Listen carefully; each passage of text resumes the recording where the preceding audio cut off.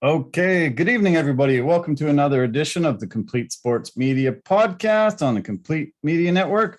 I'm your host, Darren Campbell, and joining me on a Monday, as usual, Jason Cameron. Hey, buddy, how's it going? Good. It's going well. It's going good. It was a very, very relaxing weekend. Yeah, I'm in the same boat. Chilled out, long week, crappy rain, just felt like being indoors, and it was nice. Tons of sports to watch, really nice. Lots of movies, really chill. And I knew today I was off, so that made it even better. I had an opportunity to just watch a lot of NFL highlights and, lots of the other UFC stuff and things that happened on the weekend, prepared for this. Also went and voted. Did you get your vote in? Yeah, not so much. Oh, damn. You know what? I meant to. We were actually given the opportunity, but then work kind of got in my way today. Oh, so shoot. Yeah, well, great that that's finally done. A lot of controversy about having a vote during the fourth wave of the pandemic, but we'll see some results come in. I haven't switched the channel yet. I'm watching some Monday Night Football, but we might get some results fairly soon. The polls just closed about 20 minutes ago. It's just a little after 7 here in Vancouver, BC, Canada. We're trying to elect a new federal government. I think from all early polls, it looks like the Liberals will stay in power and Justin Trudeau and his nice hair will get another term. But I guess we'll see. Stranger things have happened over the years, and we'll see what shakes down in it when it gets finally counted. Yeah, of course. Well, at least with Trudeau, at least he looks the part. He's got nice hair, good hair. Yeah, always has good hair. It won't be as crazy as the U.S. election. That took like a week or something like that to count the votes, and then they fought over it for weeks and months. And oh my God, it was just brutal. It won't be anything like that here north of the border. So we're lucky. It'll just be, I'm sure, finalized tonight, and we'll be able to know who's the leader going forward. Yeah, well, we don't run our elections like a circus. So yeah, it's just going to be pretty cut and dry. Yeah, exactly. The Monday Night Football game's going on. We're just nearing the end of the third quarter. Green Bay's threatening a game to score down on the 11-yard line. Looks like Aaron Jones just got his hat trick touchdown. 3 catches for touchdowns tonight. Aaron Rodgers' favorite target usually, and 3 touchdowns tonight for Aaron Jones. Green Bay takes a 27-17 lead with an extra point coming. So Detroit's been giving them a lot of troubles, but Green Bay, after that horrific beginning to the season, is flexing their muscle and coming back. It's amazing how much of a difference a week can make for a team. Yeah, because I know from that first week, everybody's like, "Oh, what is wrong with the Green Bay Packers?" It doesn't look like there's that much. Overreaction, big time. I think it was last year that Aaron Rodgers said, "This is the word to listen to, guys. RELAX," and he was right. A lot of people just immediately react and say, "Oh, well, he had off-season troubles with the team, and now he's given up on them, and there's trouble in the locker room, and oh my God, this is going to be the worst season of his life. He had MVP last year, and now he's given up." And come on, people! Like, one game in, you can't base anything off of that. You know? No. I absolutely, like, you have to, as Aaron Rodgers says, you got to give it time. You got to give it time, people. And it's only a game, one game. Now, if he goes on a huge losing streak, then you might have a problem. But, it's a game. So nice to see fans back at Lambeau. It's been 617 days since fans were there. Great to see the cheeseheads back. Great to see the tailgating. People were arriving early today to get their drink on and get a chance to cheer on their lovable Packers. 617 days since they were able to cheer on their home team. That's a long time. That is a huge that's a long time. It's a lot of days, but you know what? Now that the fans are back in there, I'm sure everybody's super pumped. Yes, football live. This is great. Did you see any clips of on ESPN2 during Monday Night Football this year? Peyton and Eli are doing commentary during the game, and they bring in former players and friends of theirs, and they get all hyped up and be able to commentate through the game. Did you see any of those clips? It was pretty funny. You know what? I have yet to actually see the clips. I've heard the pundits talk about them. I've heard that they actually have great camaraderie, but obviously because they're brothers and all that sort of stuff. But I have yet to see the clips myself. It was, I know Gronk was there tonight. There was, who else was going on? They had a few guys on tonight, and it looked, it looked pretty wild. I was pretty, I'm going to try to see if I can dial it up at some point and listen to some of their commentary. Brett Favre, Gronk. Then they had, a couple other guys. It's hilarious. Those guys are great. I was hoping that Peyton would go into a booth and be one of the commentators because he's got such a personality. He's super funny, and he knows the game better than almost anybody ever has. So I think he'd be such an asset. Yeah, but at the same time, I like this new take that they're taking on. Like it's almost as if they're like, they're just watching it at home and then they're commentating on the game, like friends would. Yeah. With a little bit more of a professional kind of slant to it. But you know what I'm saying. And I think it's pretty cool. I think it's cool that they're ambitious enough to try something new. Yeah, for sure. I'm excited to get some clips on. I'll put some on next week. Give me a reminder if you think of it. And there was a lot of hilarious moments they already had from last week, and I'm sure there'll be even more tonight. This has been a great week, but also a tough week. One of my comedic heroes, Norm Macdonald, passed away after we did our last podcast, middle of last week. I had a guest on. If anybody hasn't come onto our website, please do so. Greg Kettner, comedian friend of mine, shared the stage with Norm Macdonald over the years, got to know him as friends, shared a lot of really great stories. And if you get a chance, it's a really good watch and listen to Greg Kettner talking about Norm Macdonald and the impact the Canadian had on the comedy world. And so many people have said, what a tragedy it is because we lost a legend. Yeah, we really did. And shocking because it wasn't really known that he was sick in the first place. He really kept that to himself. So it sucks that he's passed, but we honor his spirit. Yeah. Well, he made me laugh this whole entire week. He helped me through it. I was able to watch so many great old clips of him. And he was just such a legend on so many of the talk shows he came on and would weave some really funny stories in. And he was a favorite guest of theirs. So he would be quite the recurring guest, as they say, and came back a lot. I recommend if anybody hasn't seen some of his comedy, dial it up on YouTube or similar places. And you'll be able to really laugh. He was a gem.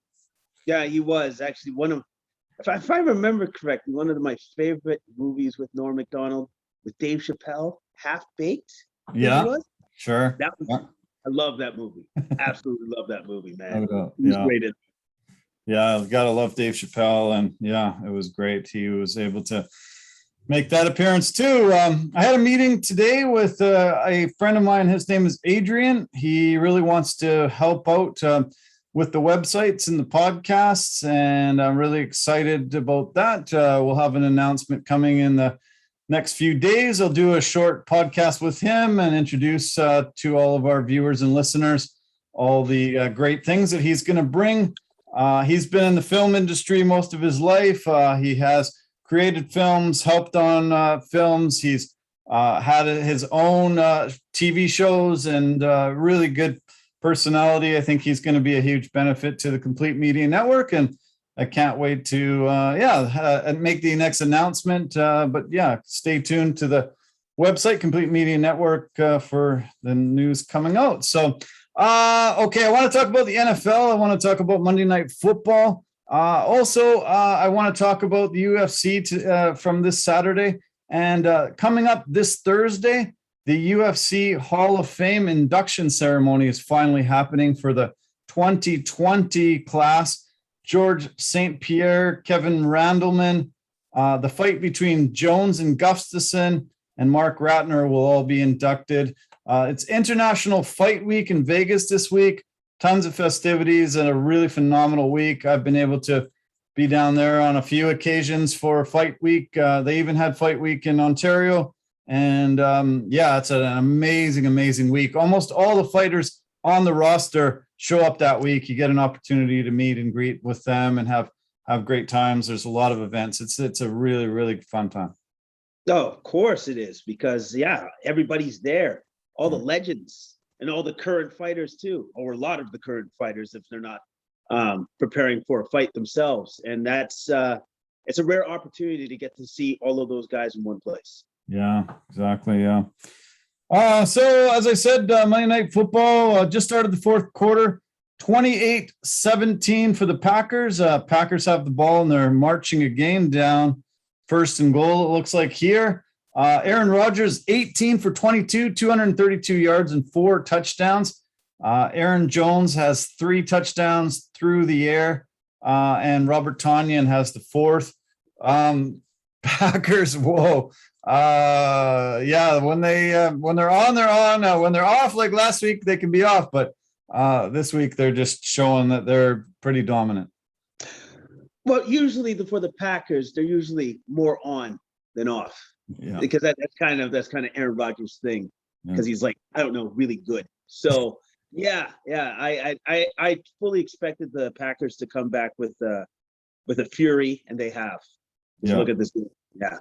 I know. Well. Yeah, me too. I was expecting this, and I think most people were too. Aaron Rodgers is 10-6 in his 16 starts on Monday Night Football. 33 touchdowns, 10 picks.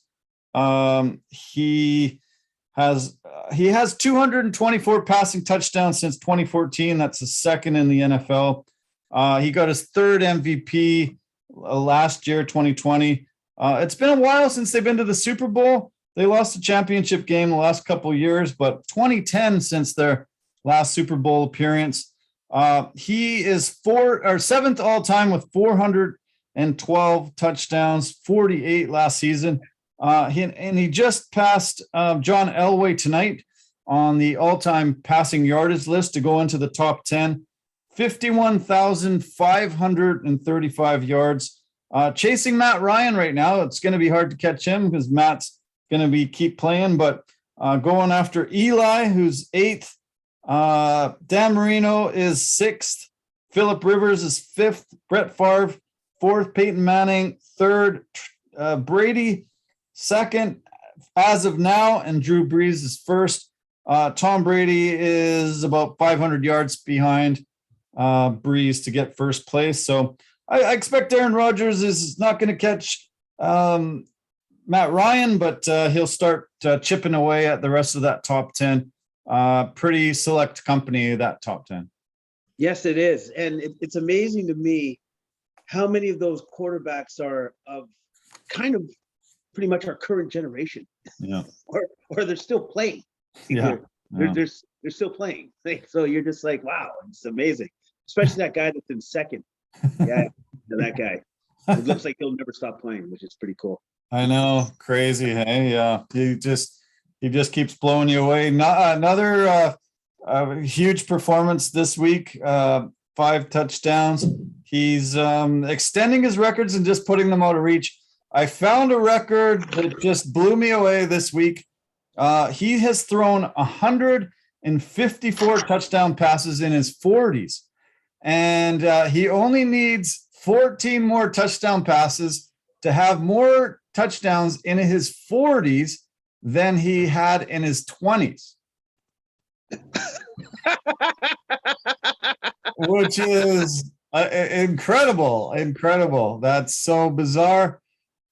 He started his career in the year 2000, was the full-time starter 2001. So he was 24 years old. He had 6 years to throw those touchdown passes, but he's going to break, and he's going to have more touchdown passes in his 40s than his 20s. And that is absolutely phenomenal. Doesn't even make any sense, actually. It just doesn't make any sense. Like how did you do that? Like how are you doing this? Actually, how are you even doing this right now? I know. Like he boggles your mind because he just makes the impossible happen, pretty much. Yeah. And he's been doing that for year after year for decades now. Decades. Yeah. Listen to this. So he has 154 touchdown passes in his 40s. The next place is Drew Brees with 57 in his 40s. Brett Favre had 41. Warren Moon had 37. And Vinny Testaverde had 24. Those are the top 4 behind Brady. He only needs 6 more, and he will be able to pass them all 4 combined. You combine all their touchdown passes in their 40s, and he's going to have more touchdown passes than all of them combined. That's Tom Brady for you. That's the guy that has 7 rings. 7 rings. 7 rings and 10 Super Bowl appearances. That's incredible. The Bucks just set a record with their 9th straight win by 30 points or more, scoring 30 points or more. That beat the Patriots record in 2007 and 2010, led by who other than Tom Brady. So he's got those top 3 positions. Team-wise, the Bucks, 9th straight win, 30 points put on the board. That's pretty impressive. And everyone talks about that Chiefs incredible offense, but the Bucks are just as good or even better. Yeah, they're incredibly efficient. Like the Falcons in this game, they had a chance. Going into the 4th quarter, they're only down by 3 points. So for me anyways, I was like, could it be? Could it be? And then no. Then no. Did it bring up any bad memories of that Super Bowl loss? That's funny that you mentioned that. It's great that you bring it up. And yes, it did. Yes, PST, I think that's what they call it. PTSD, yeah. PTSD, yes. And I had that, like a lot of it. It's like all over again. It's great. Yeah, brutal. Yeah. So he's going after possibly Peyton Manning's record for touchdown passes in a season, which was 55 in 2013. Brady had 50 in 2007, and Mahomes had 50 in 2018. They do have one extra game this year, so he's trying to get another record. And when he retires, he might just have the whole entire record book to himself. It might be just put a Tom Brady book. Yeah, he would literally have everything, which I think is what he's always wanted. Yeah. I think that's why he keeps playing, because he just wants to put an absolute stamp on the fact that I'm the best and nobody else is better than me. Another news coming out of Tampa Bay camp is that they're trying to get Richard Sherman, free agent, hasn't played yet this year. They're really trying to sign him to a contract and bring him in. Do you think he'll be able to help? If they're able to, well, you know what? I guess they're looking at Richard Sherman and making sure that maybe his other stuff that he's dealing with right now gets dealt with in the right and proper way, and also too the NFL's keeping a very strict eye on him as well. But if they're able to bring him in, and obviously they'll bring him in for like a pretty cheap contract. Yeah. He's definitely going to help the team. Like Nice. he's definitely going to help the team. He's still Richard Sherman, Yeah. He's still got a lot to give. So, and like it's just a wealth of riches for the Bucks. They just, oh, okay, we'll just pick up this guy. He's pretty good. Why not? Probably pretty easy to recruit. They always talk about college teams that are always on top and, easy to convince guys to come. But with the Bucks having that incredible of a roster, that big Super Bowl win, it must be pretty easy to try to get guys to come. Well, of course, because it's like, oh wait, you want me to play with Tom Brady, the guy that's 1-7, huh? Looks like he's going for his eighth. Yeah, I'm in. Yeah, it's pretty. Wow. It's the easiest sell you could ever sell to a player. It's like, oh, you want me to play with? Yeah, sure. I'm in. Yeah, that's great. Yeah, must be great. The rich are getting richer. Jared Goff has a lot to prove. He was given up on in LA, sent to the woeful Detroit Lions, who've never won anything. He's 4-1 in Monday Night Football in his career starts. Had a good first game. They did lose, but it was very close. TJ Hawkinson is a phenomenal tight end. He had the third most yards by a tight end last year. Had having a phenomenal year this year. And tonight, 8 for 66 with a touchdown as well. This Quintez Cephas too.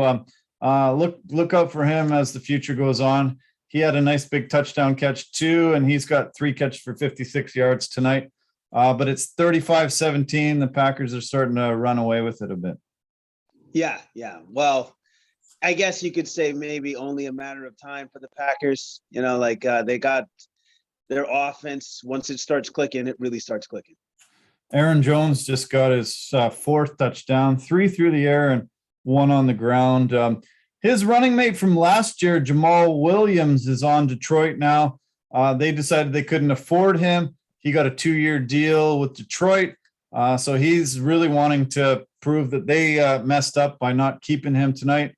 I expected a great game from him tonight. Yeah, well, Jamal Williams has. Well, you know what, he's doing his best there. He really is, but the Packers are just really laying the beats now to the Lions, and I foresee this actually getting worse before it gets any better. Yeah. Okay, so after that first week, there was a lot of talk. All the teams in both the AFC West and the NFC West were undefeated. They all won the first game. Pretty crazy that all the teams in the West started out of the gate that way.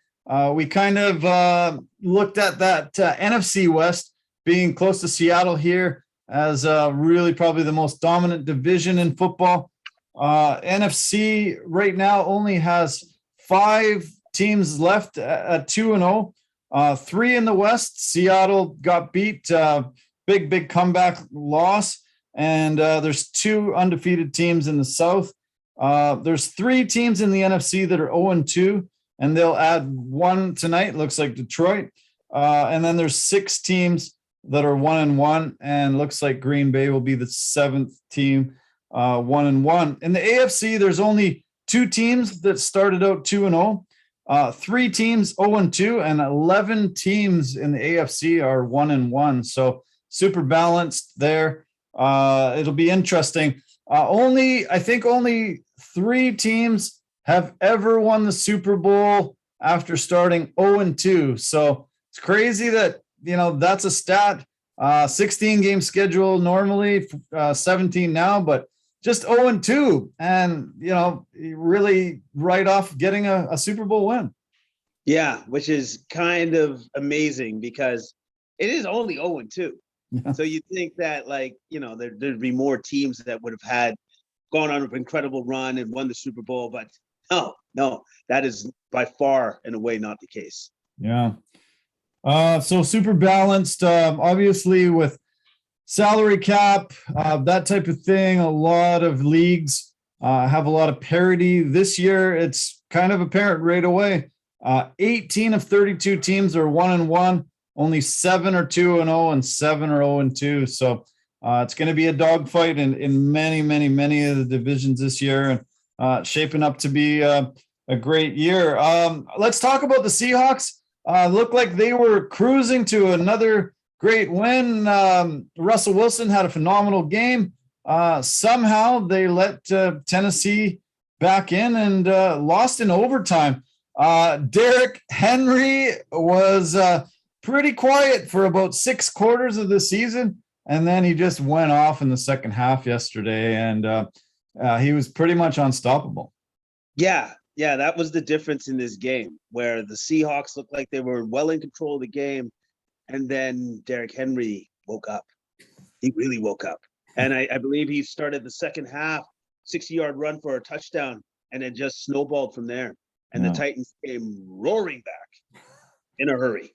In a hurry, they sure did. It was just one of those performances. He was pushing guys down and just bowling his way through. That guy is just such a beast to try to bring down, and everybody was wondering why he started out so meekly, but he had 41 touches yesterday, 35 for 182, 6 catches for 55 yards, averaging over 5 yards on the ground and 9 in the air. Man, they are lucky to have such a weapon. And that was the first comeback in Seattle Seahawks history, leading by 15 going into the fourth quarter. They were 52-0 before that, lost their first time. It was a shock. Bobby Wagner really played amazing. He had 17 tackles yesterday. One of those guys that is still there, him and Russ from that Super Bowl team, but he needed help and he didn't get it. No, he didn't get it, but he tried to do it himself, and he almost pulled it off. Like literally, he almost pulled it off. But the Titans would not be denied in this particular game. And more importantly, Derrick Henry would not be denied. Finished with 3 touchdowns in his monster game. Oh, man, he was good. Yeah. Tyler Lockett had another great game, 8 catches for 178 yards and a touchdown. Freddie Swain had a big touchdown. He was 5 for 95. DK was held in check, 6 catches for 57 yards. The kicker for Tennessee came in and got the winning field goal in overtime. That was their 14th kicker on the roster in the last 3 seasons. And he decided to wear number 14 to say, hey, I'm the last guy. I'm number 14, but I'm the last guy. And he came in and got that huge kick. Randy Bullock is his name. And it was quite the shocker. It looked like all 4 teams in that NFC West were going to be undefeated, but Tennessee said, no, look out, here we come, and got that win. Crazy comeback. Yeah, crazy comeback. And also, too, receiver Julio Jones also had a great game. He had a huge game, 6 receptions for 128 yards. He was a key piece to their comeback as well. I wonder if Atlanta could still use him. Yeah, so do I. Yeah, 6 catches for 128 yards. Yeah, he's looking amazing.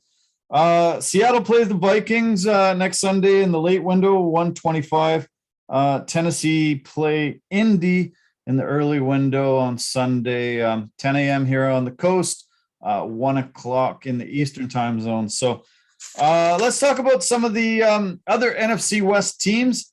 The 49ers used a great defense, and 7 different players had rushing attempts to pull out a very low-scoring 17-11 win over Philly.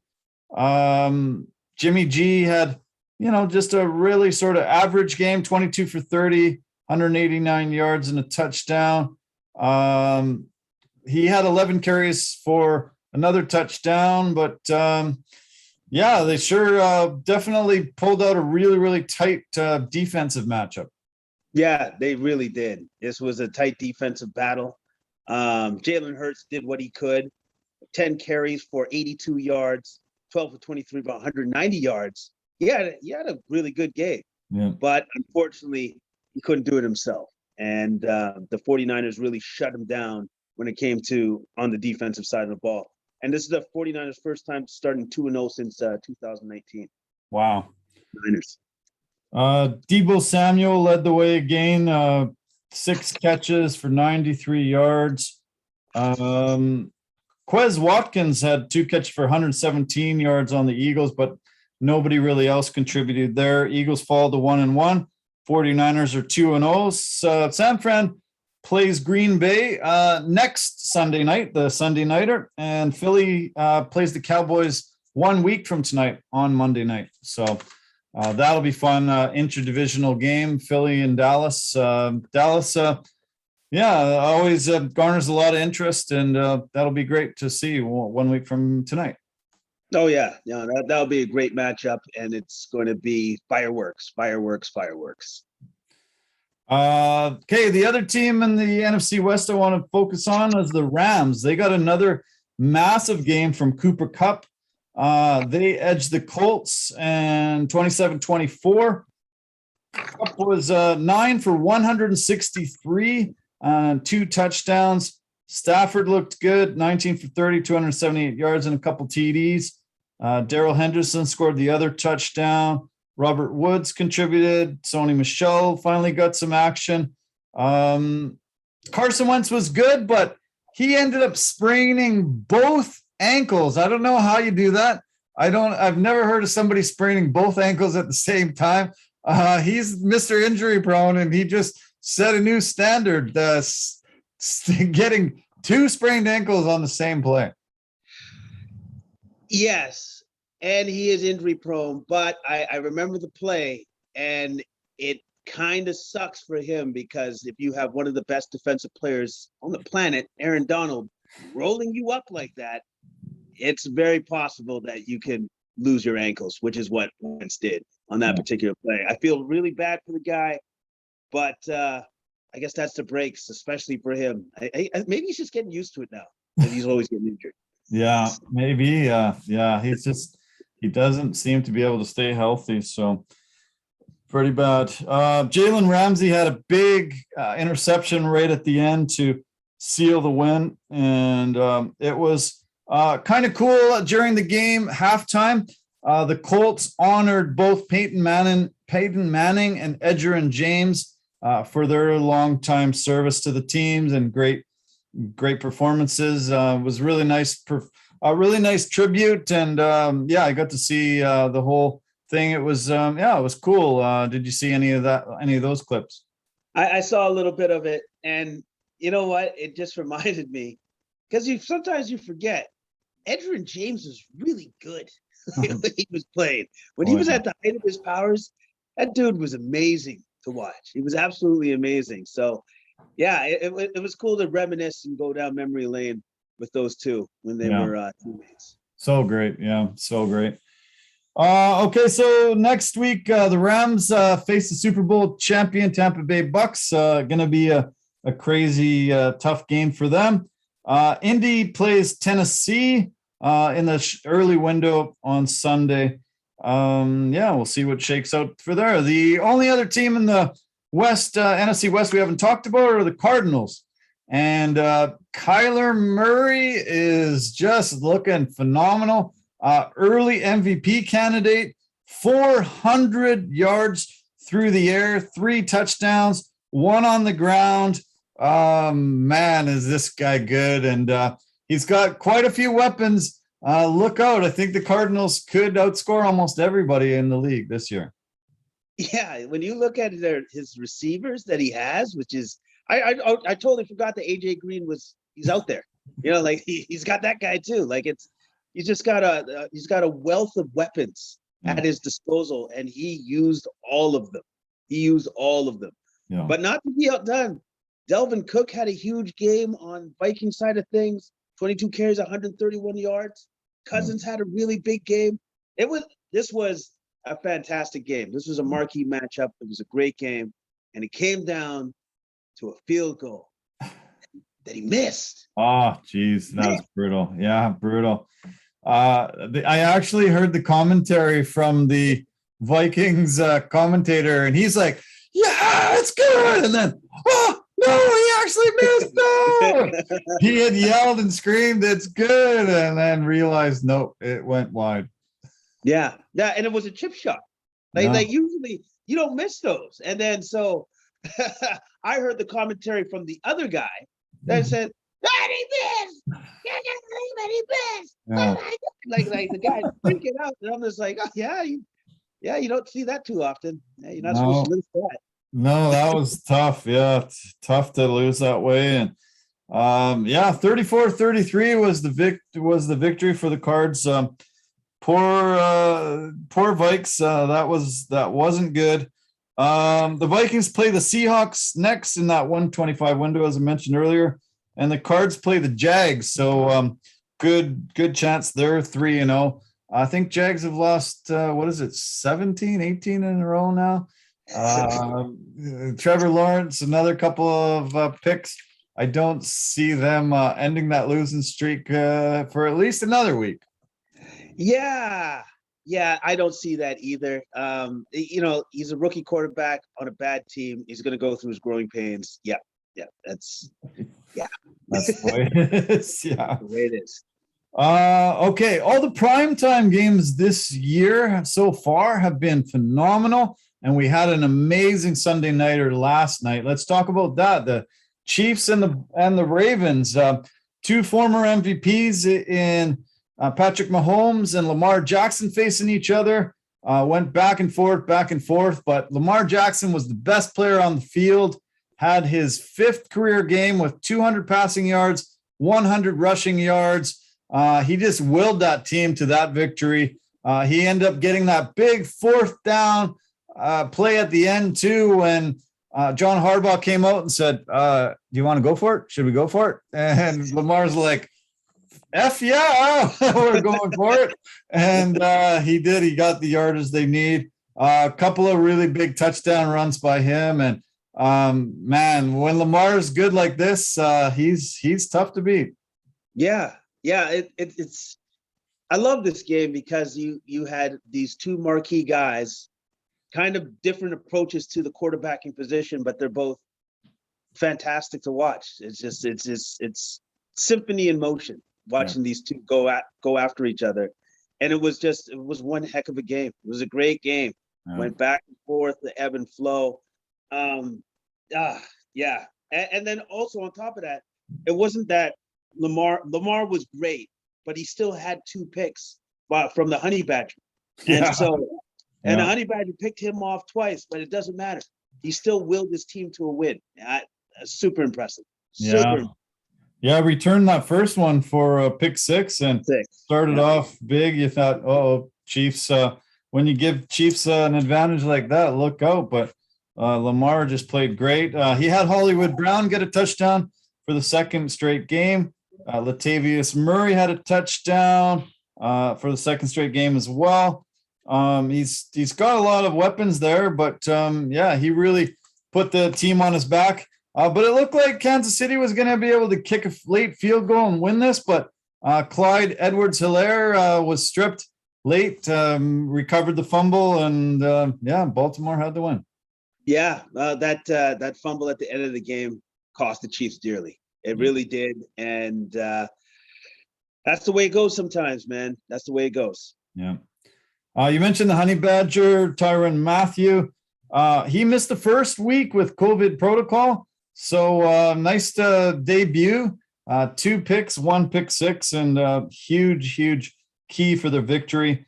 They kind of shut down Tyreek Hill after last week's massive performance. They really didn't want him to get the ball much, so they were double teaming him. But he's still got all these weapons. Mahomes has so many guys. Obviously, Kelsey had a big game, but he's got Pringle, Demarcus Robinson, Mikael Hardman. He's got a lot of guys that are really good that can step up in Tyreek Hill's absence.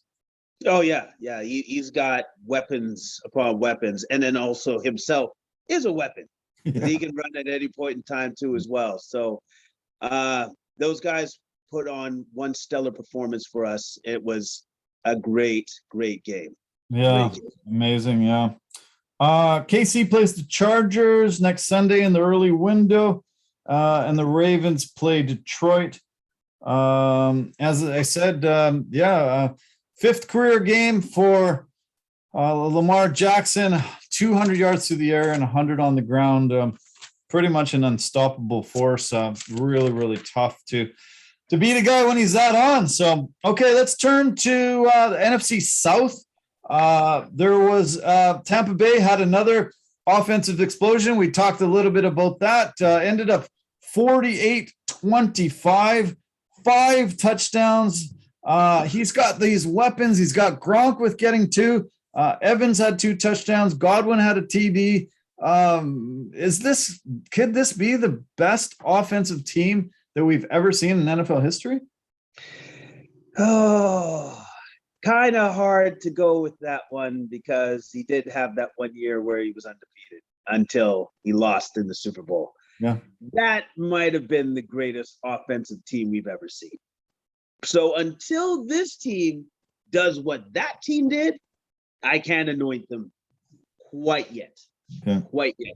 But what they did last night was pretty remarkable because the Falcons were right there going into the fourth. They were feeling themselves. They were feeling pretty good. And then Brady's like, look, you guys remember that Super Bowl? You remember that? I do. Yeah, it was crazy. Hey, broke the hearts of the fans again. And they've got a great offense, great defense. Mike Edwards had 2 interceptions, the safety there. I can't say enough about this Tampa Bay team. They look too good. They play the Rams next Sunday, 1:25, and the Falcons play the Giants in the early window next Sunday. The other teams in the South, Carolina are also 2-0. Sam Darnold looked good again. They gave up on him in New York with the Jets, but I bet you he was actually pretty happy to get out of there and go to a team where he can actually win. Yeah, like he's winning. And I think for him, he's like, I like this feeling. This feels good. I want to keep doing this. So good for Sam Darnold, man. He played great. And their all-world player for the Panthers, McCaffrey, 24 carries, 72 yards, 1 touchdown. That guy is the engine that really makes that team go, though. Especially on offense. Yeah. He also had 5 catches for 65 yards through the air. Man, he is just a weapon. They just love giving him the ball as many times as they can in space, and he's a hard guy to bring down. It's good to see him back on that MVP type of level. But their defense was the main reason for this win. I thought being able to shut down the Saints. Jameis Winston had 5 TD passes last game, and this one he was just completely shut down. No TD passes, and it was a pretty ugly performance from him. 11 for 23, 111 yards and 2 picks. He looked a little rough. I watched quite a few highlights of that, and he was throwing the ball when he shouldn't have, not wanting to take a sack and throwing it up. Easy picks, and a lot of times using some of that bad judgment that got him out of Tampa Bay in the first place. Yeah, there was a lot of ill-advised throws that he did make in this game, and he definitely did not look like the first week Jameis Winston. He looked like this Jameis Winston, which I'm sure Saints fans do not want to see again. They absolutely do not want to see this version of him again. Michael Thomas is still really missing there.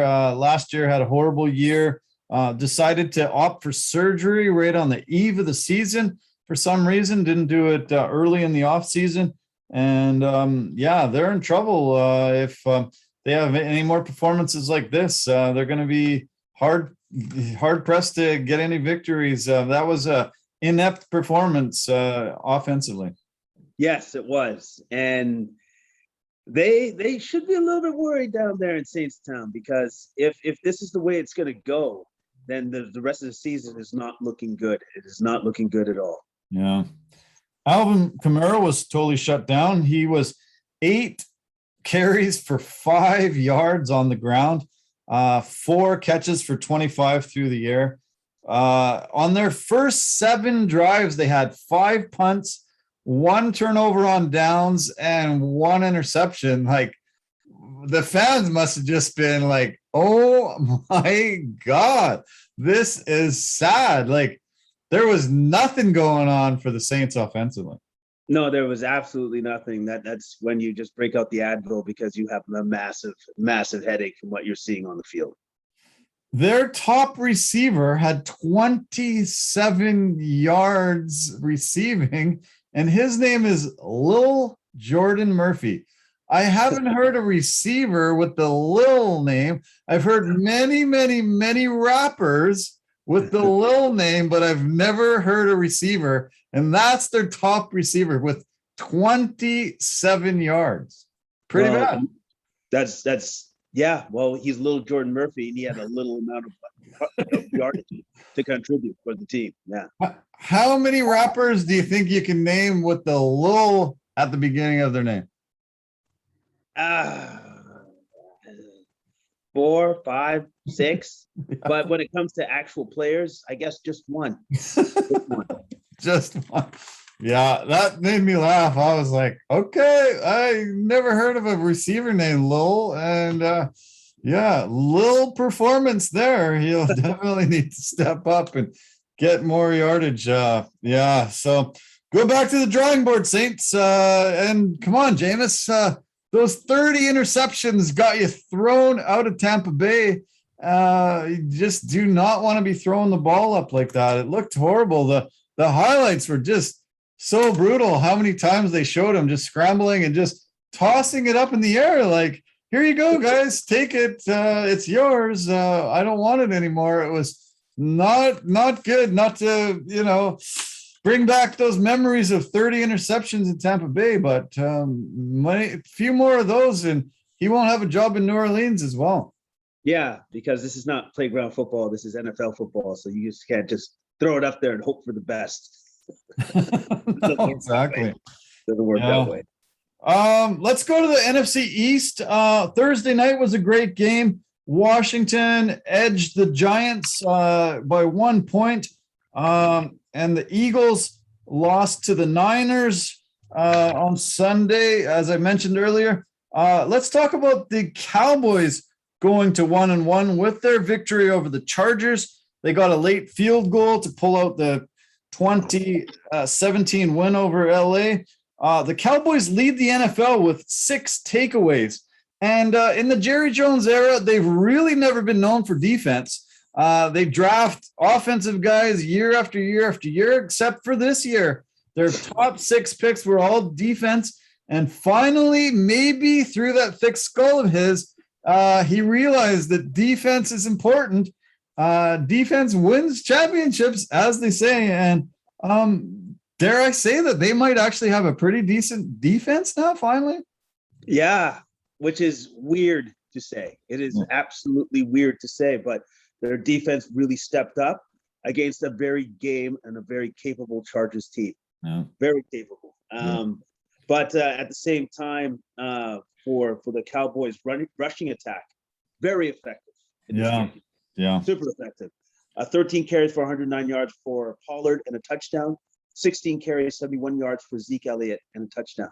Yeah. Super effective running game.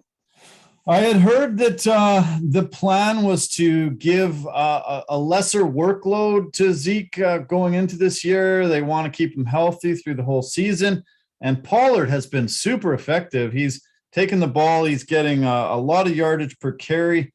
13 for 109 is phenomenal with touchdown. 3 for 31 in the air. And that 1-2 punch is smart.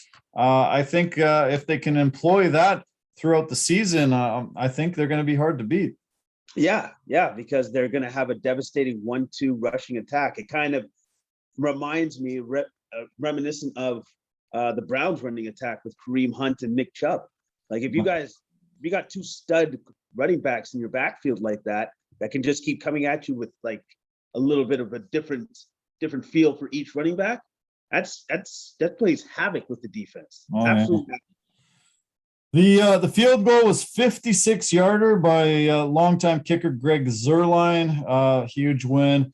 They got a couple picks off Justin Herbert to pull out the win, and Amari Cooper was kept in check. Didn't have a big game, but like we said, that rushing attack really helped. And as I mentioned earlier, a week from tonight, they play Philly on the Monday nighter, and the Chargers play the Chiefs early Sunday. So they're in a bit tough there. Okay, last division in the NFC North. Looks like the Packers will be 1-1.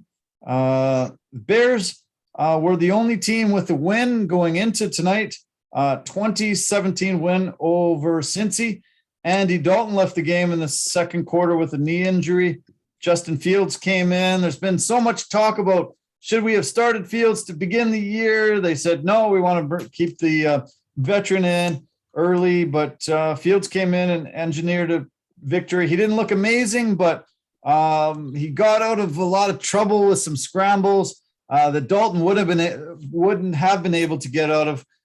He's one of those quarterbacks that's got the wheels and got that ability to be super elusive, and did just enough to pull out the win.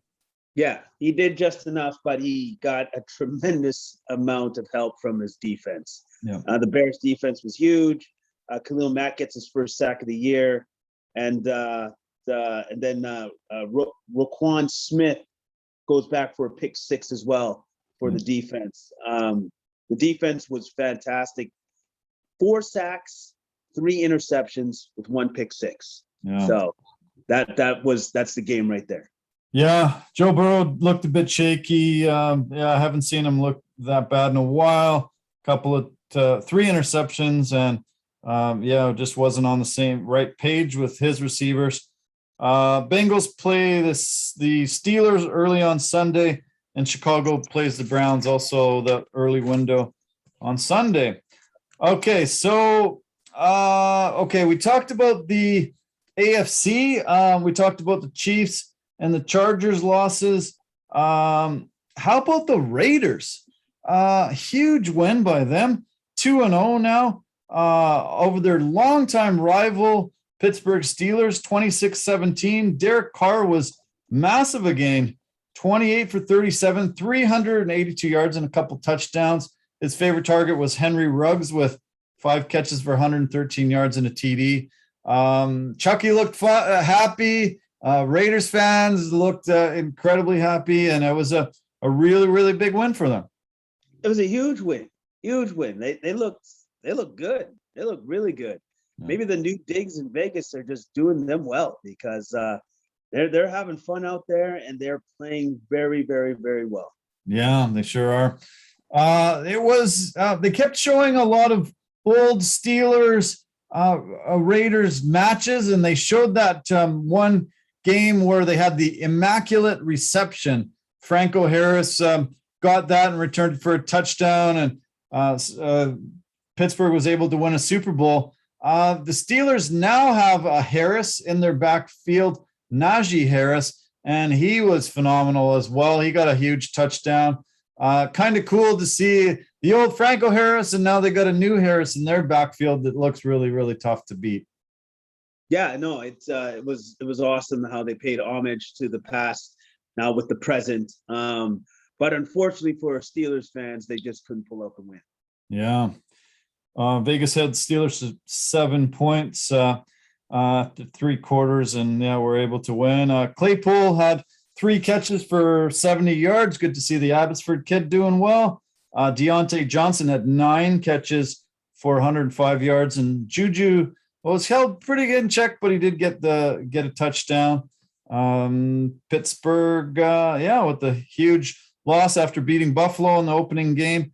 Look out Raiders. They went 2-0 last year, and then they finished 8-8. So don't get too hyped about it, but good start for them anyway.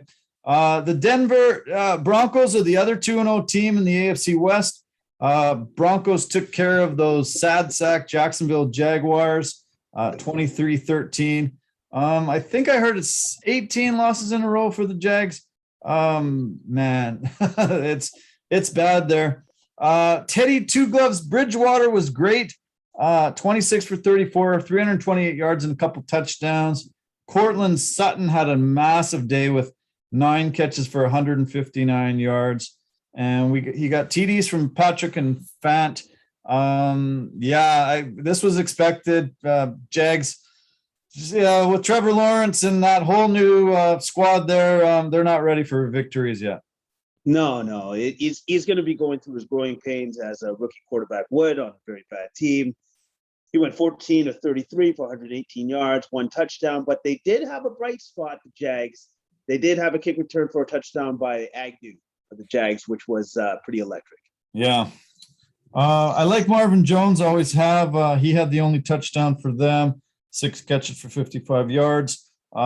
James Robinson, their running back, was 11 for 47 on the ground with 3 catches through the air, and all other receivers on the roster only had 1 grab each. Not a very tough attack for Denver to win. Denver also get a really good gift next Sunday against the Jets.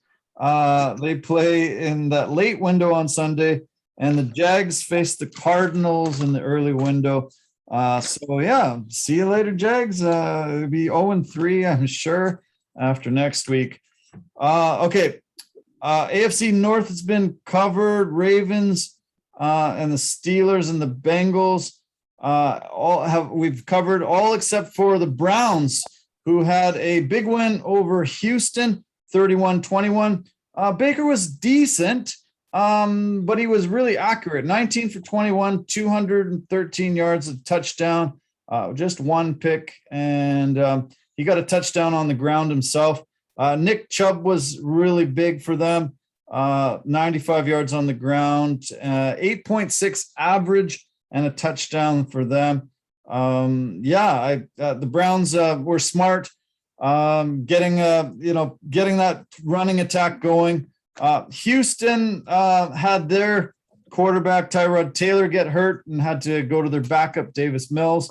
Deshaun Watson is still inactive and probably will be that way through the whole season here. That's a shame about Deshaun Watson, but I can't imagine the team would be bringing him back this season, at all. I think he's just going to be kind of on the shelf for the rest of the season, and they'll just have to go with what they got. And Tyrod Taylor, shame, got a hamstring injury. They have no idea, because hamstring injuries are touchy. Yeah. They have no idea when he's going to be able to come back to the team and play. So I guess Mills is their guy. Good old Mills. Good old Mills. He played fairly decent, 8 for 18, 102 yards and a touchdown, had 1 pick. Brandon Cooks had another big game for them, 9 for 78 with a touchdown. Lindsey had the other touchdown for them. David Johnson, the guy they got for DeAndre Hopkins, they're trying to put him in there, but he only had 8 touches. All 4 teams in the AFC North are 1-1 out of the gate after 2 games. So it's up in the air early. Browns play Chicago next Sunday, early window, and the Texans play the Panthers on Thursday night. So Carolina and Houston, I think that game should be fun to watch on Thursday. I think so, because you know what, those teams are kind of both at the same point, I guess you could say. But I definitely am going to be giving the edge to Carolina, because they seem to be got the ball rolling, and I love McCaffrey. I love that guy as a player. I love watching him play. Yeah. Okay, so the AFC South has been covered. All 4 teams lost this weekend. The Texans and the Titans sit at 1-1, and the Colts and the Jags are 0-2. The final division we haven't talked about is the AFC East. Buffalo rebounded big time after losing to Pittsburgh and shut out Miami 35-0. First shutout in many years for Buffalo. Biggest story was Tua getting hurt and being carted off. Jacoby Brissett came in to fill in, but Miami's in trouble if Tua's out. Big time trouble. And that rib injury or whatever he suffered there looks quite serious for him to be carted off on a cart. So, who knows when he comes back, but the Bills dominated this game. Allen, 17-33, 179 yards, two touchdowns. Singletary, the running back, 13 carries, 82 yards, 1 touchdown, and Tay Diggs had a touchdown, was 4 receptions and 60 yards. But just a complete shutout by the Bills. Dolphins had no chance. 0 chance there, yeah. Good to see Diggs finally getting his first touchdown of the year. That's a lethal combination. It should be all year. Bills play Washington next Sunday, and the Dolphins play the Raiders. So in tough. And the last game, we've got the Patriots facing the Jets. And the story really was Bill Belichick against a rookie QB. It's just like feeding meat to a lion. Man, did they ever make Zach Wilson look tough? 4 picks. His first 2 passes of the game were picked off. They sacked him 4 times. They rushed him all game, gave him so much trouble, and he was not able to respond. He might have wished now that the Jets didn't pick him because it could be ugly there. Yeah, that looks like, well, basically he was running for his life because does he have an offensive line there? Was there anybody trying to protect him? Like anybody? Oh. Like he was in tough. Oh man. All right, like he's in a tough situation there. Mac Jones is in a good situation for his first NFL win. He looked good. 22 for 30 for 186 yards. Yeah, and the Patriots win, and the Jets are not good. They are not good. Home opener for the Jets, and all of a sudden Wilson was thoroughly booed. Those New York fans are ruthless, and it's his home opener. But he was just seriously pressured. The number 2 overall pick, all of a sudden there's already questions. Should they have not picked him, and should they have got somebody else? I heard Fields and other names thrown about, but they got to get an offensive line. Nobody, even Tom Brady probably wouldn't be able to do much if they had that offensive line in front of them. Well, yeah, because you have to understand, you need somebody to block somebody so he has a chance to throw the ball, just like a chance. If you don't give the man a chance, what do you expect him to do? He's not God. Like, that's kind of what you need right now. That's what Jets fans need. You need God in the backfield. I should have looked up the record that Belichick has against rookie QBs. I think it's something just outrageous. He just feasts on those young guys and just decides to blitz until the guys start to cry and sucking his thumb, asking for his mommy. And I remember one guy saying, I feel like I'm seeing ghosts out there.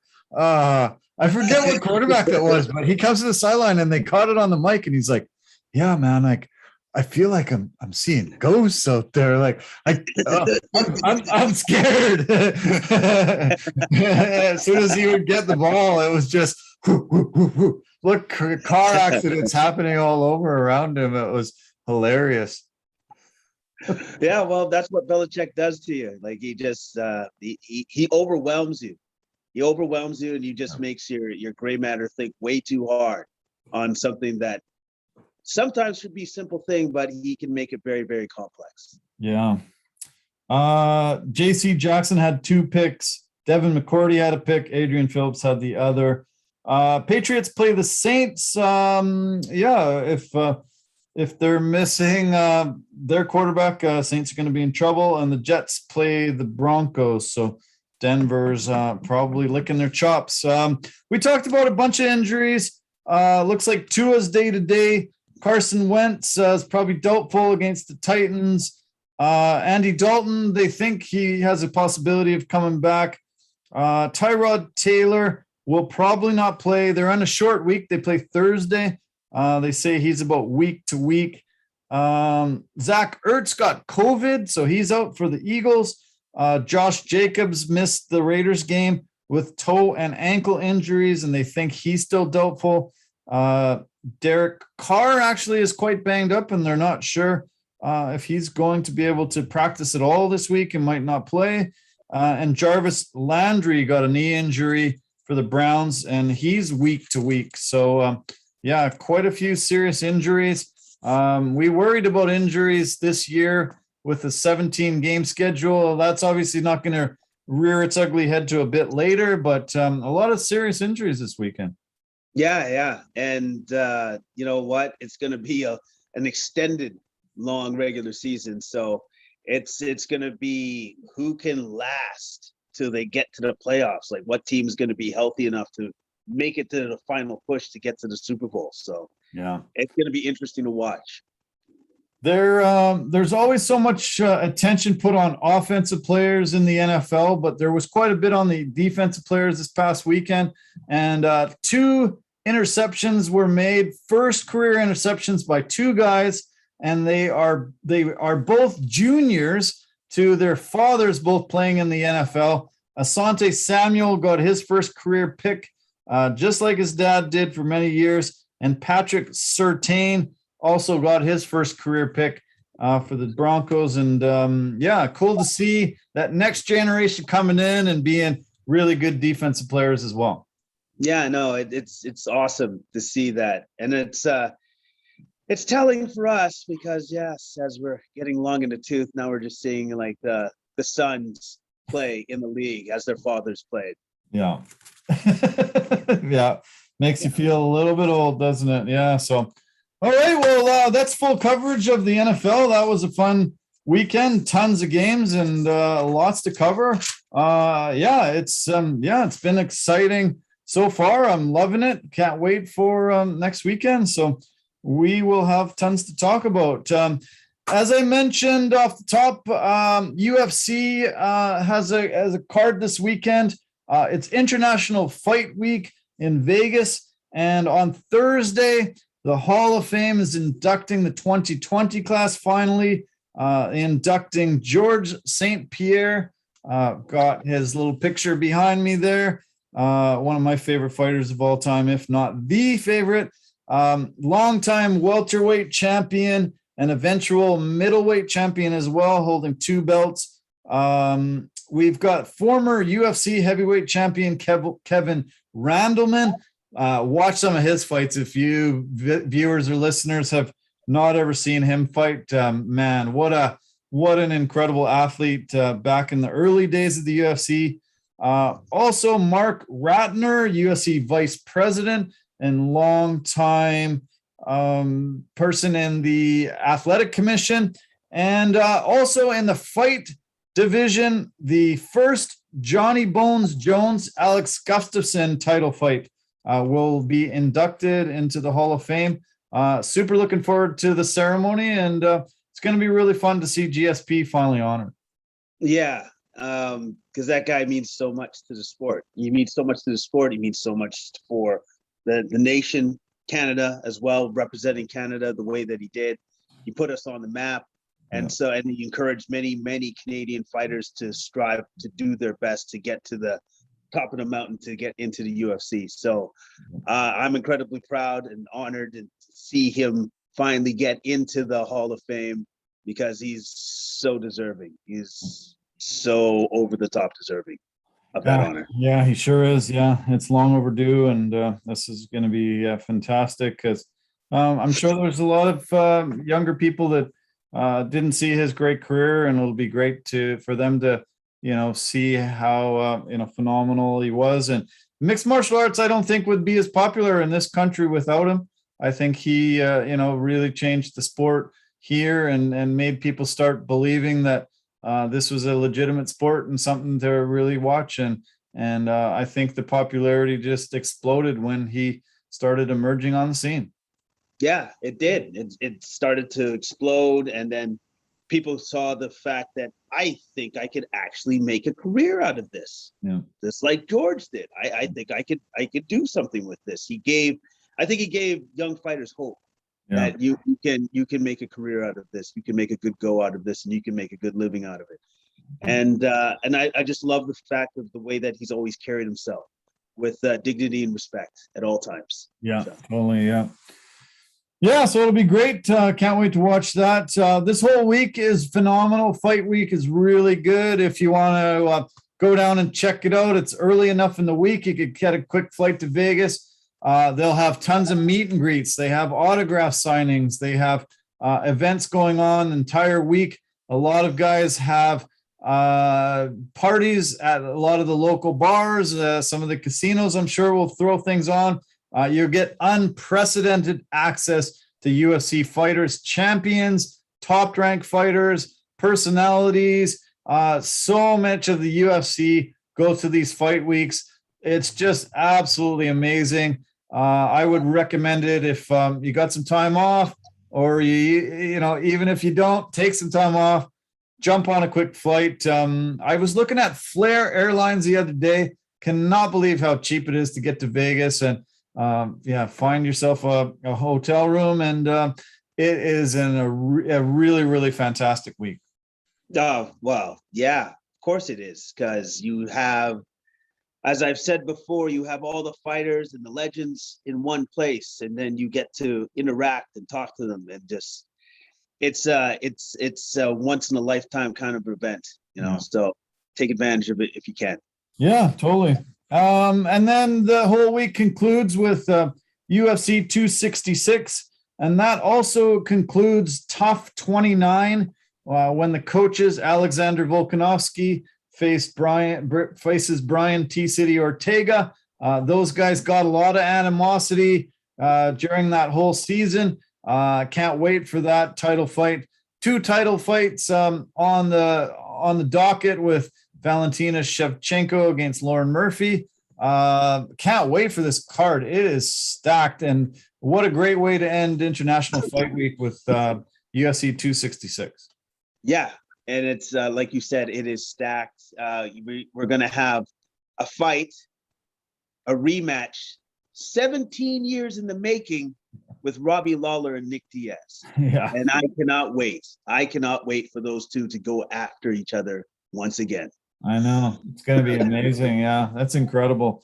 Something, you know, going back to some of the early pioneers of the sport. And yeah, it's going to be super fun to watch those two go to battle. So, let's quickly go over this past Saturday's card.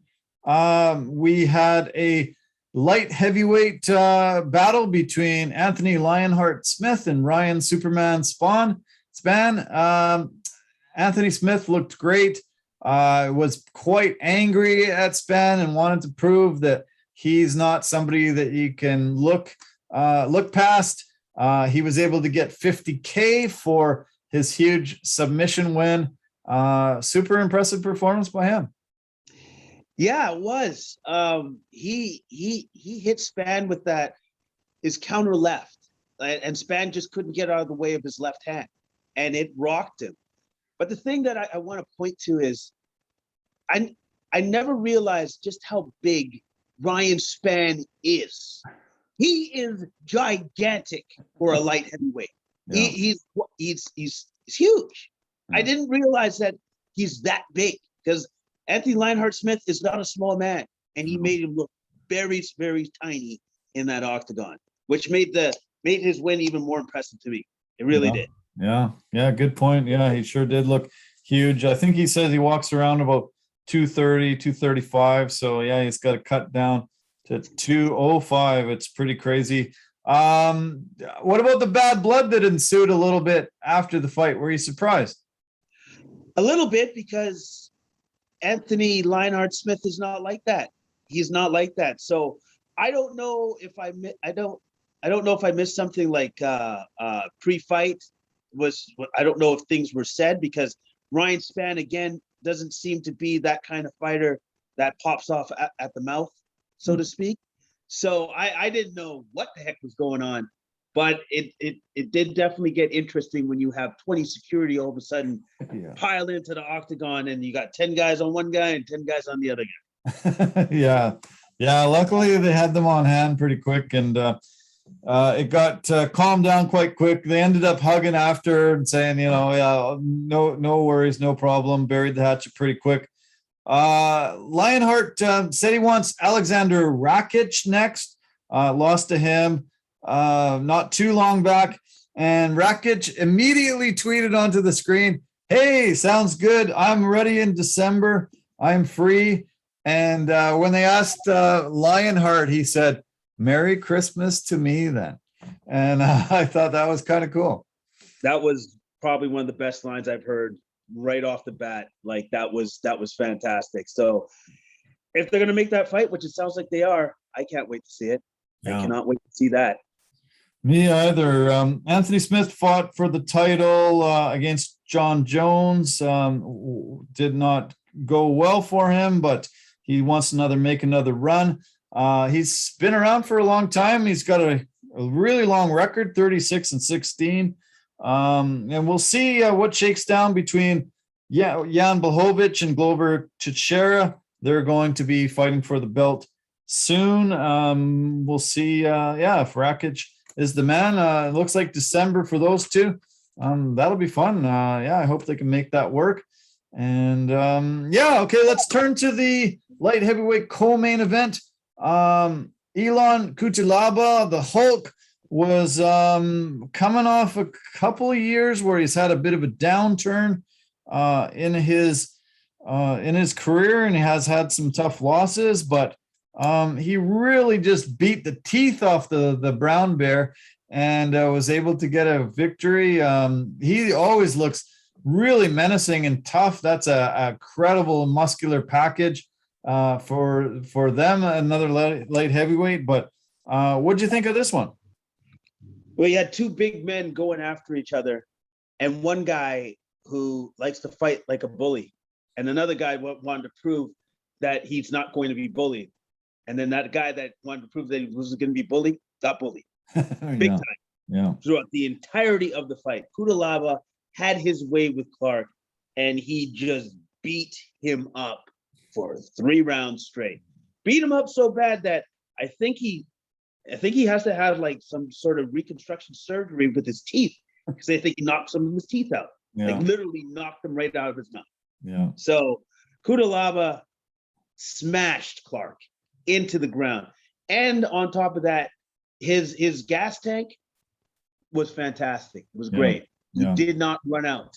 That's true. Where he's been notorious for that happening before, but not this time, man. He was very, very well prepared. His team got him well prepared for this fight. Yeah, it's great to see. His cardio was questioned in many of his fights recently, but he looked really great. They're showing a little bit of the Mannings with Ray Lewis, and they're having they're able to make some comments tonight. Maybe this is from last week's show. Yeah. Now they're going to show some of the stuff this week. We really got to watch a game with those guys commentating. I don't know how to pull it up. They said it's on ESPN 2 or something. So so we'll see how we can pull it up. But okay, why don't we turn to the Queen of Violence. Ariane Lipski was able to get a big decision win over Mandy Baum. Lipski looked amazing, landing some massive shot that stiffened up Baum. She did a takedown. She really looked like, I thought she was going to be able to take her out early. Went the distance amazingly enough, but Lipski was definitely by far the better fighter on that night. Oh yeah. The one thing that I've always been impressed with Lipski is her hands. Her boxing is supreme. It is absolutely supreme. Her hands are one of the best in her division, and she showed it against Baum, and she threw bombs all night against Baum's head. Huge bombs, man. And Baum really had no answer for that. She had nothing to shoot. Like, she had no power to try to get Lipski off her. Lipski was not worried about anything coming back at her, so she just kept coming at her for the entirety of that fight. Lipski's fight to lose, and she did not lose that fight. She won it with in a convincing fashion. Yeah, she sure did. Lived up to her nickname, and the former KSW champion, looked great. I love her. I love her Queen of Violence nickname. And man, yeah, she is tough, incredible boxing skills. And yeah, it was a nice performance. Before I talk about the other fight, I want to make mention that there was 2 retirements this week. They made mention of this at this point in the card. Both Carlos Condit and Joseph Benavidez both called quits. Both longtime UFC vets. And Carlos Condit, the natural-born killer, finished his career at 32-14, former interim champion of the welterweight. He was the final WEC champion, and his last fight was a decision loss in July to Max Griffin. He's got lots of business ventures from what I see, and has his health. Man, he was in a lot of really, really great, exciting fights, and I always enjoyed watching him go into the octagon. Yeah, so did I. And I just love the way that he fought. Like I love the heart that he showed, passion, and then just the diversity of strikes that he had whenever he got into the octagon. So yeah. It's a shame that I won't see both of those men fight anymore. But I'm glad to see that they're going on to happier trails and healthier trails and not taking any more damage in the octagon. Yeah, yeah. Joseph Benavidez, definitely one of the best flyweights out of there. He's actually ranked number 5 in the world right now. So usually you don't see somebody ranked that high, hanging them up, but wants to move away after 3 losses in a row. He fought for the belt 4 times, but he faced some really, really tough competition. Demetrius Johnson twice, who was the longtime champion, and then Davison Figueiredo, who was also the champ, had to fight him. His last fight was against Askar Askarov in March. He had a decision loss as well. He's married to Megan O'Leary that we always see on these cards as a commentator, and they want to have a family, and yeah, I'm sure he'll be part of that team Alpha Male there for many years as a coach, and will help the younger guys go along. But 2 guys that'll be sorely missed. Really great careers for both of them. Really, really great careers, stellar careers actually. And yes, they'll definitely be missed. But I look forward to what they'll be bringing to the table in the future in the realm of MMA now that they're retired. Yeah, me too. Yeah, exactly. Well said. Okay, let's talk about the lightweight fight. Arman Sakurian, he got $50K for his knockout. Looked great in beating Christos Giagos. Just dropped him, and then the ground and pound was absolutely relentless, getting his 5th straight win. Yeah, this is a tough guy. He looked really good in this one. Yeah, he did, and he got this guy out of there pretty quick. And I think if I remember correctly, he called out a guy that nobody calls out, Makachev. I think he called him out because he's only lost to Makachev. So he wants to avenge that loss, which for me, I'm like, oh, okay. So he just wants to go to the top of the mountain right away. Yeah. Good for you, man. Yeah, and he also called out Dan Hooker, said, yeah, Sean Shelby put that together. So, yeah, 2, guys at the top. This was a great battle between American Top Team and Sanford MMA, and those 2 teams have been actually emerging to be the top 2 teams in the sport, and another victory for ATT. I love seeing these 2 teams battle against each other.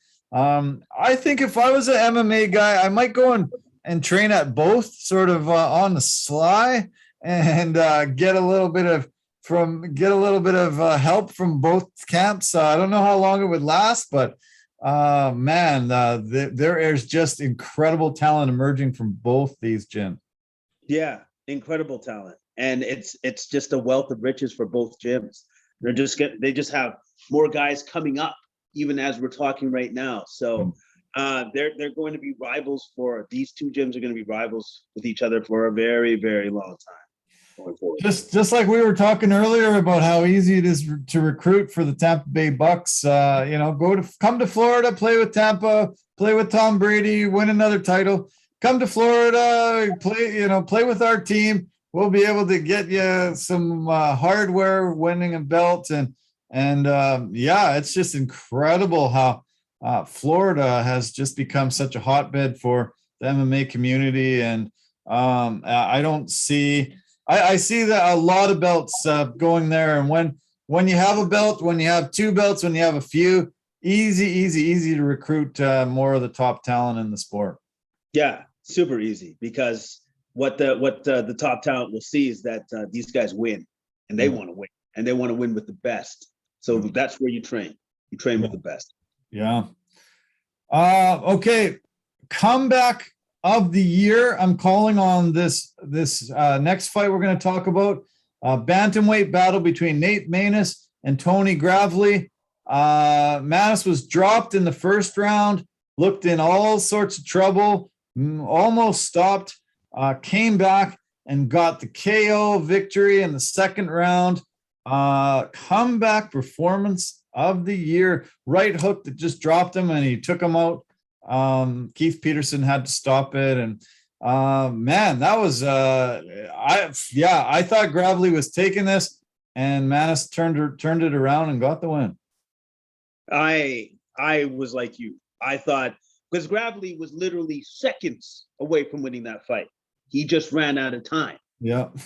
Unbeknownst to him, that he never in his wildest dreams would have thought, oh, no, I'm going to lose this fight now, because I just ran out of time, literally in the end of the first round. Never would have thought that. And Maness, even when he came out in the second, I'm like, he still doesn't quite look like he's all there. No. But I guess he just didn't need to be, because when he hit him with that right, oh man, that was all she wrote, man. It was beautiful. It was a beautiful back win, and was completely unexpected. I loved it. Yeah. He got $50K for that as well. Performance of the night.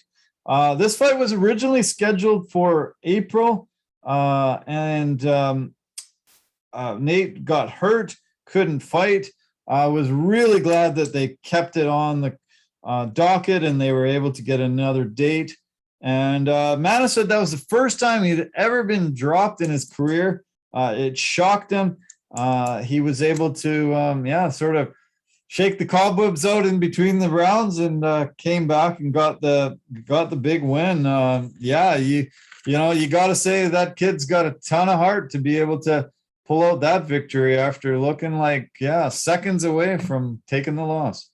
Yeah, a ton of heart, and also too extreme toughness, because he looked like he was on his way out, and he managed to gather himself and get the win by KOing his dance partner. So.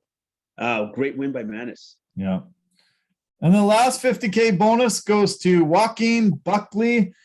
We talked about him and his highlight of the year KO of Impa Consagne. And Buckley was able to get another highlight added to his highlight reel, getting a huge KO late into this fight, halfway through the third round. When he lands those bombs, it's usually all she wrote. Antonio Arroyo was down and out after finally one of those huge bombs, like the fists on that guy are as big as my head. It's incredible how large of hands Buckley has. And what he finally landed one of those lunch boxes on Arroyo, and that was it. No, that was all she wrote. And the one thing that's I'm impressed by Buckley is his power stays with him throughout the course of their fight. His power does not fade at all. Yeah. It does not fade. And Arroyo found that out the hard way at midway through the third. We got knocked down, and then Buckley finished him with the strikes. Done deal. Done. Yeah. He walked through a flying knee even. He got a flying knee that landed, but he was already coming in to clinch, and they walked right through it. Everybody was shocked by that. It's incredible, the power and the strength he has. That hematoma that he had on his head was nasty. Haven't seen a hematoma like that in a while. It doesn't hurt for the guys, but sure looks rough. No, it looks incredibly painful, but at the same time, that alien was popping out of his head, but he still got the win. So good Yeah. for Buckley. That was his 10th KO of his career. He's finished 10 of his 13 wins, all knockouts, won 3 of his last 4. As I said, 50K. And yeah, I'm sure he'll get another top spot as he comes around. He's an exciting fighter, and I love watching his fights. He went out on a shield last time with a KO loss to hit him in the head, knocked him out, but 3 out of his last 4 with big knockouts. Yeah, this is an exciting guy, and I can't wait for next performance. Yeah, I can't wait for it either. He's an exciting fighter, and he throws big punches, big kicks, and he loves to knock his opponent out. Who doesn't love a fighter like that? Yeah. Okay, let's just blast through the prelims. Any that you really want to mention? Any of the performances there that we definitely have to chat about a little bit? Okay, well, I do want to say about the main card for the prelims in Nchukwu against Rodriguez. I was super impressed with Nchukwu. He pretty much controlled the entirety of the fight. He fought it at the distance he wanted to fight it at. I was disappointed in Rodriguez's performance. I thought I'd see more from him.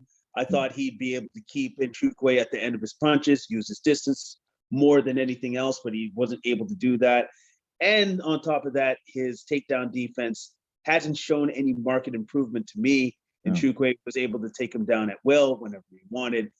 Dominating performance by Nchukwu. Yeah, big time. I hate Rodriguez's nickname, and I've said that before. Slow isn't a nickname that you would really want as a mixed martial artist, I don't think. He came into this fight with the highest strike accuracy in the history of that division. So, I thought he was going to be able to keep him on the outside with his shots and do that. But as you said, his takedown defense is not improved at all, and that is seriously his downfall. Takedown after takedown every round, and it has a hard time getting up.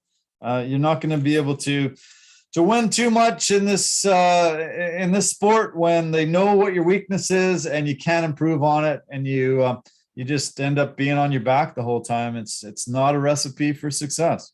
No, it's clearly not a recipe for success. And he knows what the problem is, and he knows what he needs to work on. But I did not see any market improvement in this particular fight.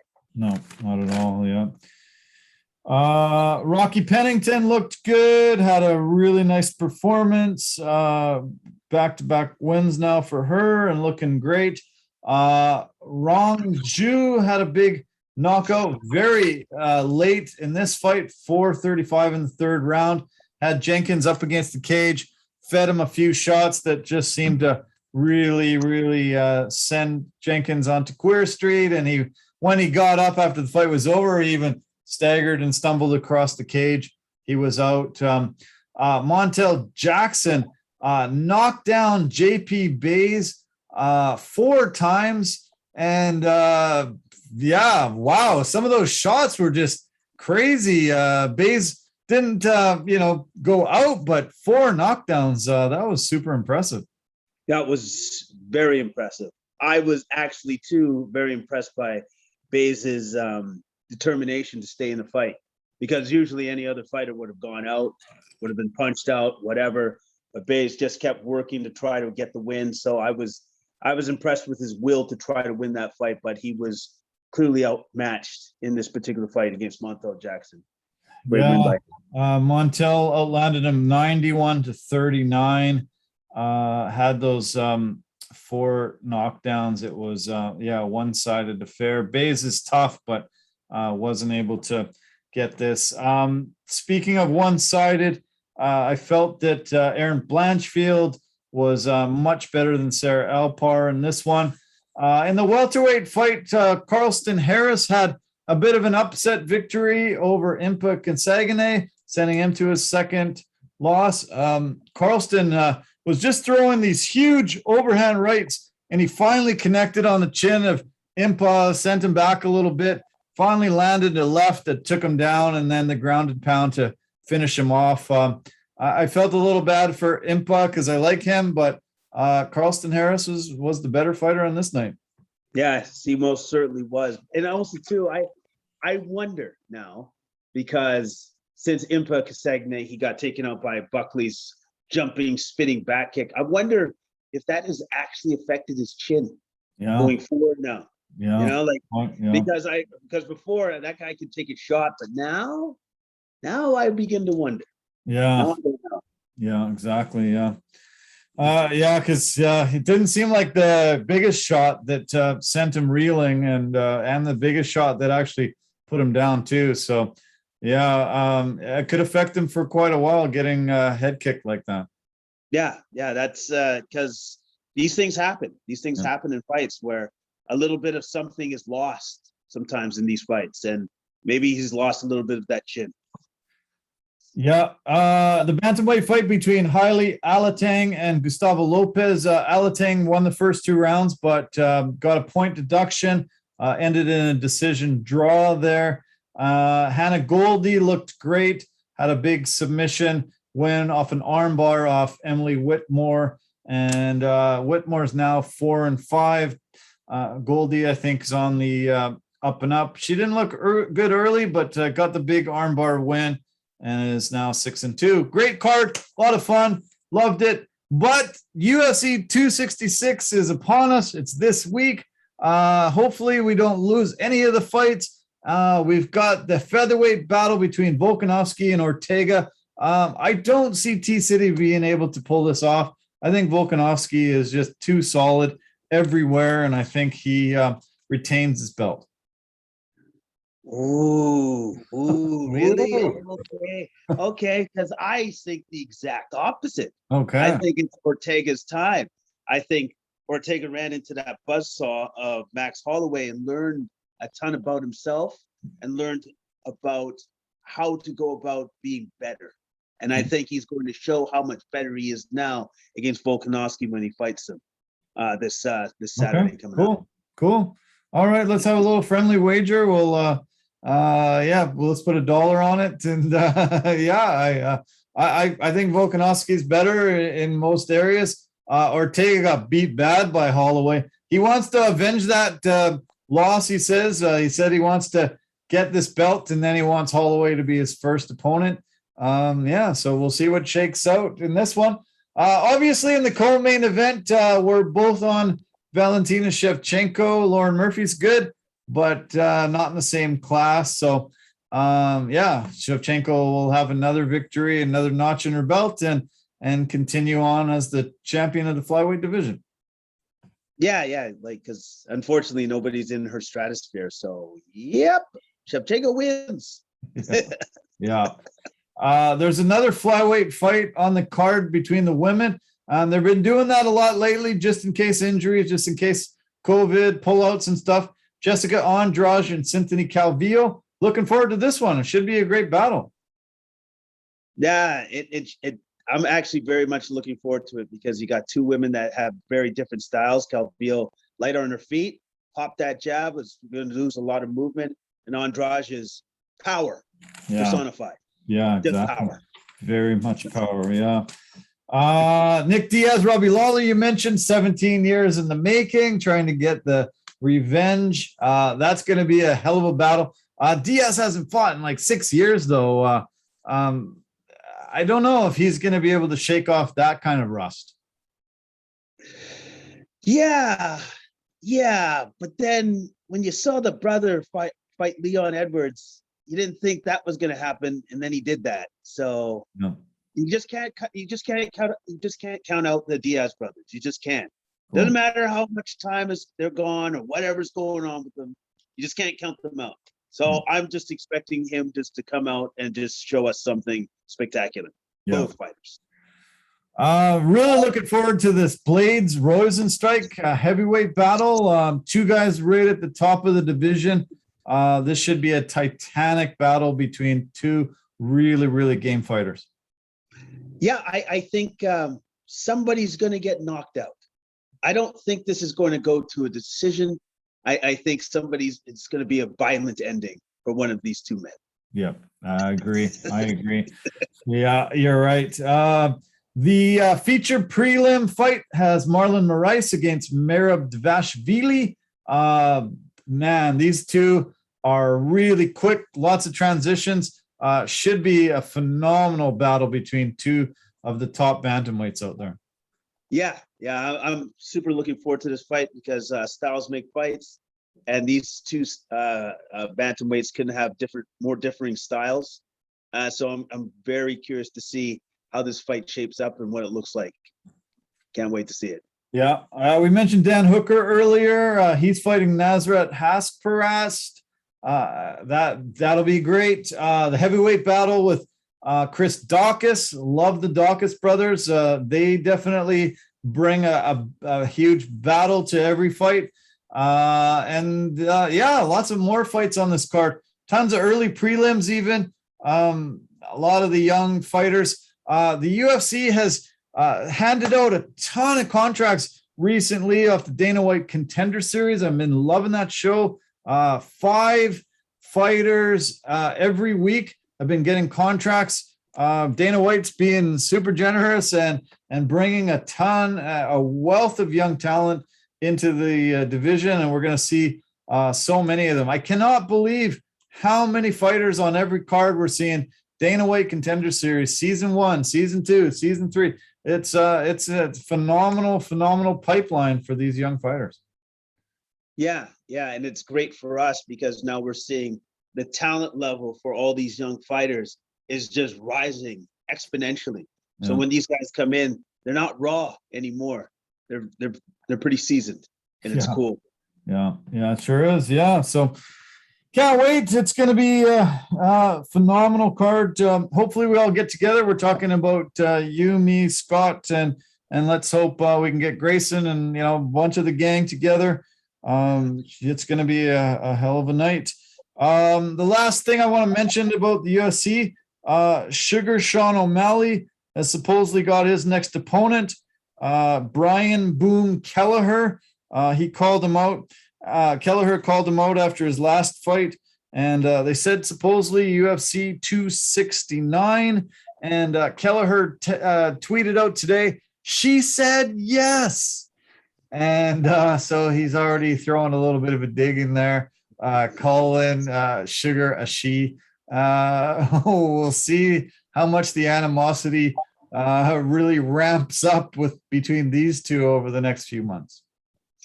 Oh well, at least they're having fun with it until it gets real. So it's going to be good. Sugar decided he didn't want to fight Frankie Edgar. Had turned that down. Got into a bit of a Twitter war with some of the UFC matchmakers over that, and he said, "Why the hell would I want to fight somebody super ranked when they're paying me exactly the same to fight a guy unranked? Doesn't make sense to me. So if you're only going to pay me shit, I just want to fight shit fighters. So give me more money and I'll fight some tough guys. Come on." Wow. Okay. All right. Well, again, another fighter dissatisfied with the pay that the UFC has been giving out. Ooh. Do you see a pattern? Big surprise. Yeah. Big surprise. Yeah, no doubt. Yeah. NBA note, Trae Young turns 23 today. Happy birthday, Trae. Can't believe he's still only 23 and he's one of the elite players in the NBA already. Yeah. And he's got, I think he just signed an extension for a massive contract as well. So he's not only young, but extremely rich. So happy birthday to Trae. Yeah, happy birthday, Trae. Keep the pen, buddy. Keep the pen. One last note for the NBA. We've talked about the Brooklyn Nets and the LA Lakers, how they've been stacking themselves with tons of veteran-laden talent. I just see the story today. The Lakers and the Brooklyn Nets enter the 2021-22 season with a combined 101 All-Star appearances. making them two of the top three most all-star laden teams in NBA history. This year, the Lakers go in with 57 all-star selections on their roster. LeBron James is 17, Carmelo 10, Russ Westbrook 9, Anthony Davis 8, Howard 8, Rajon Rondo 4, and DeAndre Jordan 1. 57 all-star appearances for the guys on their roster. That's phenomenal. And it's kind of ridiculous, actually. It almost doesn't. It's not fair, almost. Yeah. 2010, 2011, the Boston Celtics had 56. They had Shaq with 15, Garnett with 14, Ray Allen 10, Paul Pierce 9, Jermaine O'Neal 6, and Rajon Rondo was on that team too with 2 at the time. Brooklyn goes into this year with 44 all-star selections on their roster. KD with 11, the Beard with 9, Kyrie with 7, LaMarcus Aldridge with 7, Blake Griffin with 6, and Millsap with 4. So pretty incredible that they've been able to assemble these two teams. And I think I'm just going to mortgage my house and just put it on these two teams to be in the final. And I'm probably going to own about 5 houses after the season ends. That would be, yeah, hopefully it works out that way. But here's the thing. Injuries. Yeah. Injuries. If those two teams can stay healthy, yeah, they're going to make it. Yeah. But that didn't work out so well for them last year. So let's see what happens to them this year. That's true. That team in Boston, they fell short. They lost out in the second round of the playoffs to LeBron's Miami Heat, 4-1. They had 56 wins in the season, but they did have some injury troubles. Shaq wasn't healthy most of the year. Boston also had 43 all-star selections in 2011, 2012, and that was the lockout shortened year. Celtics won 39 games that year, finished 4th in the East, and they went to the conference finals, and they also lost to Miami in 7 games. So kind of a cool article. I recommend reading it. It's on the NBA.com website. They got the top 10 most all-star laden teams. Kind of cool to see some of those teams emerge. But this year with Brooklyn and LA, 2 titanic battles. If they can keep healthy, it's good. It's there. I might just do that bet tomorrow, though. I think I'm going to mortgage it and just go for it. Why not? You only live once. Yeah, that's right. You only live once. So I can't see that going horribly wrong for you whatsoever. No. I'm going to do it as a tribute to Norm Macdonald, who was a gambleaholic. He said he lost his fortune 3 different times. He went broke, 100% broke. He said the biggest bet that he ever lost was $400,000 in one night. Oh, fun. So come on, Norm. I'm going to join you. I'm going to just put it all on the line. Put the juice out there. It's going to feel exciting anyway. I got a whole season to look forward to winning and having 5 houses instead of 1. Then I'll be definitely a rock star. Oh yeah, of course. You definitely will be, especially if you win. Let's not look at you losing. Let's just look at you winning. I have 2 friends that put a bet on the Blue Jays to win the World Series about 2 weeks ago. I believe it's somewhere in the neighborhood of about $500 or something like that they put on it. If they win, they get 39 grand, I think. Not bad. Yeah. Not bad. So, that's a good bet. Yeah. Blue Jays are on fire right now. Just absolutely playing phenomenal these days, and sort of rejuvenating the love of baseball across the country. And let's hope my friends can win some money. I might be able to have a little bit of a party on them.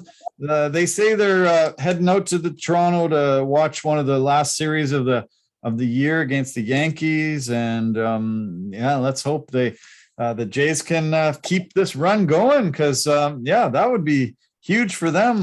When splitting 40 G's is a pretty nice way to enter into October. Yes, it is. So fingers crossed for your friends. Yeah. You're not much of a gambler, are you? You haven't spent much gambling in your life, have you? No, Okay. no. I like keeping my money in my bank account. Yeah. So I want to ask you advice about placing this bet, but man, I feel like I'd be kicking myself for the rest of my life. It's the Lakers and the Nets. That's who's going there. We predicted every year it was going to be Golden State and Cleveland, and they did it 3 years in a row. And LeBron was in there year after year after year after year. I just think basketball is easy. It's easy to predict. I can't see it not happening. Yeah. Just like it was easy to predict that the Suns and the Bucks would be in the finals this year.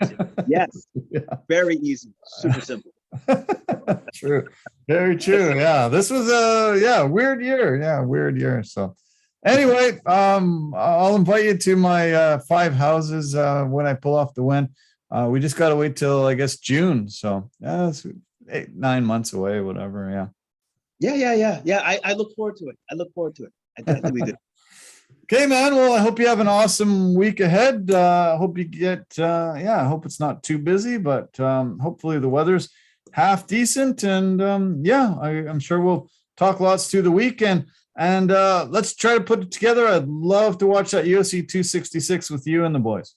Yeah, definitely. We'll be trying to put that together and figure out where we can watch it, most importantly. But yes, we're going to do this. It's awesome. Going to happen. Okay, buddy. I appreciate it. As always, man. Take care. Thanks a lot, and we'll talk soon. Talk soon. Okay. Okay. Cheers. Bye for now. Bye. Okay. Another episode of Complete Sports Media's podcast comes to a close. Thanks so much for listening and watching. Always appreciate all your effort. I want to thank Larry Joel for all our hard work this week. Fantastic job. I love everything that's been put on the website. So go to completemedianetwork.com and you can find tons of really amazing content and so many genres. Just want to share our let's quickly share our sponsors and partners. Anchor FM has been a great partner and sponsor for Complete Sports Media. Phenomenal at posting on multiple podcast platforms for us. They call themselves easiest place to make a podcast. Verbero, the hockey equipment and apparel company, industry leader in technology, performance, and value, and the V350 stick is a must purchase if you're a hockey fan or you have one in your family. Pampas and Possibilities, they design and sell dried florals, do floral arrangements and installations. And Forever Living, the aloe vera company. They grow and manufacture aloe vera-based products for health and beauty. So thank you so much to our partners and sponsors as always. Thanks to you. Thank you, Greg Kettner. Phenomenal podcast last week with Norm Macdonald. And thanks for meeting with us today, Adrian. Look forward to lots of help with our venture going on here. CompleteMediaNetwork.com, everybody. Tell your friends, tell your family, and we'll talk to you soon. Love you lots. Bye for now.